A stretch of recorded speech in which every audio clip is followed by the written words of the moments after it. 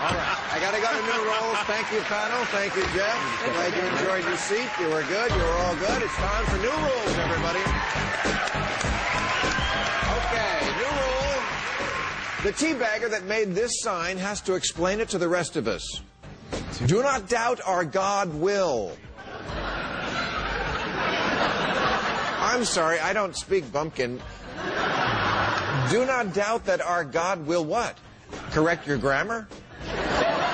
Oh, I get it. Your God's name is Will. Well, it's nice to meet you, Will, but this is a healthcare rally. Next time, bring a sign that everyone can understand, like this one. No taxes, Obama loves taxes, bankrupt USA loves baby killing. Oh. So true. Oh, lady, thank God you're here. And by God, I mean, you know, Will. New rule. Covering up for a child molester doesn't make you a bad guy. It makes you a good friend. Carl Ratzinger lost the paperwork on a guy who molested deaf kids. My friends give me shit when I ask them to help me move. But let's put popes in perspective. John XII drank toasts to Satan. Paul V condemned Galileo.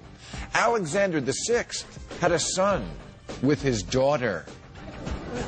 All the current pope does is not see anything. He's not the Antichrist. He's just Sergeant Schultz.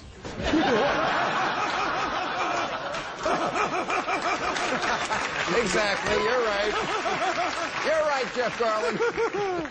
New rule, stop acting shocked that this sleazo is doing it with this sleazo. A turtle humping a shoe? Surprising. A turtle humping another turtle? Not really news. He's a dirtbag. Who did you expect him to cheat with? Dame Judi Dench?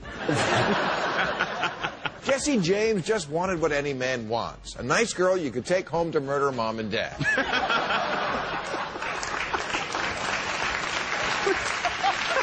And Bombshell McGee, I love that name, is an old-fashioned girl who just wanted a man to stick something in her that didn't shoot ink. Oh, don't turn over to regular TV if you're so offended. That was I know. Believe me, I know. New rules. Since Rush Limbaugh said he'd leave the country if Democrats pass health care reform, Rush Limbaugh must leave the country because Democrats pass health care reform. Oh, who am I kidding? With our luck, he'd just get kicked off the plane like Kevin Smith. And finally, new rule, you can't use the statement, there will be no cooperation for the rest of the year, as a threat if there was no cooperation in the first part of the year.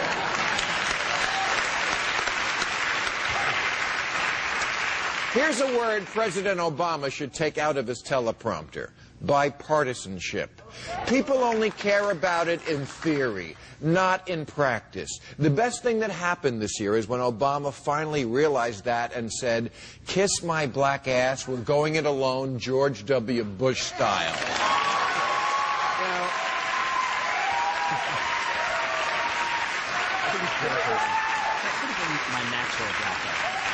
Now, 2 months ago, conservative Fred Barnes wrote, "The health care bill is dead with not the slightest prospect of resurrection."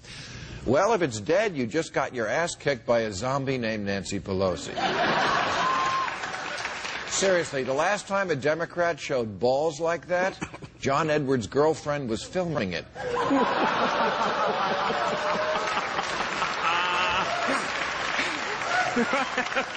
And yet, even before the Democrats got to take a single victory lap, they were being warned not to get drunk with power.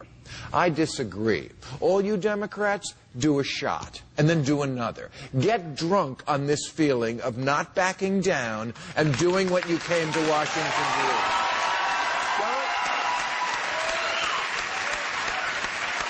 Do not listen to the people who are now saying that nothing else big should be attempted for a while because health care was so rough. Wrong. Because I learned something watching the lying bullies of the right lose this one.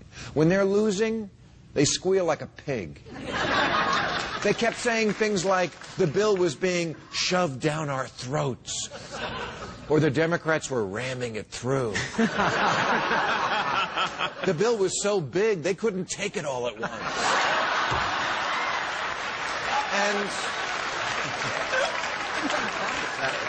And you know what? I realized listening to this rhetoric that it reminded me of something. It reminded me of Tiger Woods' text messages to his mistress that were made public last week, where he said, and I quote, "I want to treat you rough, throw you around, spank and slap you and make you sore. I want to hold you down and choke you while I fuck that ass that I own.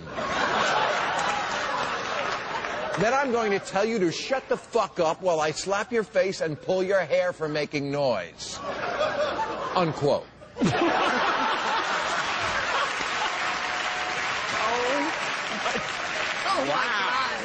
And this, I believe, perfectly represents the attitude the Democrats should now have in their dealings with the Republican Party.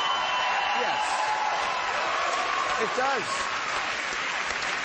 That's what they should be saying to the Republicans. Shut the fuck up while I slap your face for making noise. And now pass a cap-and-trade law, you stupid bitch, and repeat after me, global warming is real.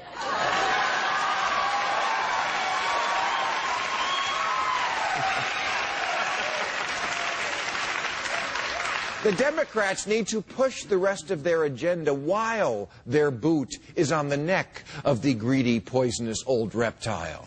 Who cares if cap and trade isn't popular? Neither was health care. Your poll numbers may have descended a bit, but so did your testicles. So don't stop. We need to regulate the banks. We need to overhaul immigration.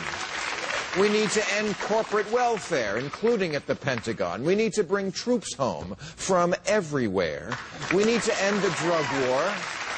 And we need to put terrorists and other human rights violators on trial in civilian courts, starting with Dick Cheney. Democrats, in conclusion, Democrats in America were put on earth to do one thing: drag the ignorant hillbilly half of this country into the next century,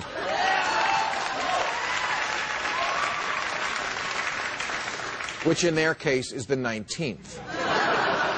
And by passing health care, the Democrats saved their brand. A few months ago, Sarah Palin mockingly asked them, "How's that hopey-changey thing working out for you?"